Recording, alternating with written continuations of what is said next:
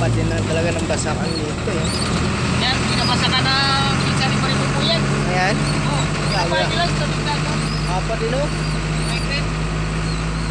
Mas maapad talaga yung basakan sa naran. Diba? Mas maharapan yung doon sa ano ah. Hindi basta yun. Doon sa bulog.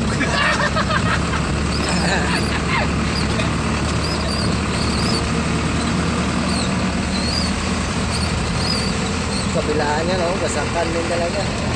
Hanggang basakan sa sikod. Oo. Maganda na barangay sikod. Dito yan sa Sikod Rizal. Malapit na ito maging ano, municipality. Lapit na.